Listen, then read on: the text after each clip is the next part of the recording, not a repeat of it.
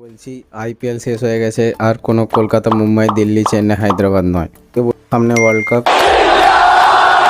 তো আমরা সবাই জানি 25 তারিখ ইন্ডিয়া পুরো টিম চলে গেছে।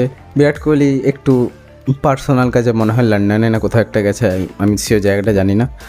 তো গতকাল ইনস্টাগ্রামে তোমরা ইন্ডিয়ান ক্রিকেট টিমকে যদি ফলো করে থাকো, যদি না করে থাকো প্লিজ করে নাও।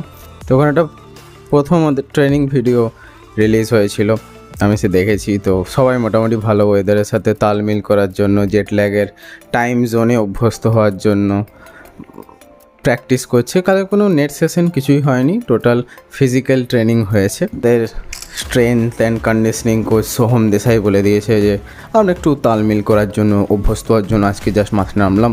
প্লাস 1 তারিখ একটা বাংলাদেশের সাথে আমাদের ওয়ার্ম আপ ম্যাচও আছে। দেখা যাচ্ছে ওয়ার্ম আপ ম্যাচে ইন্ডিয়ার কী টিম থাকে সেটার জন্য অপেক্ষা করতে হবে। এবং best of luck for world cup once again.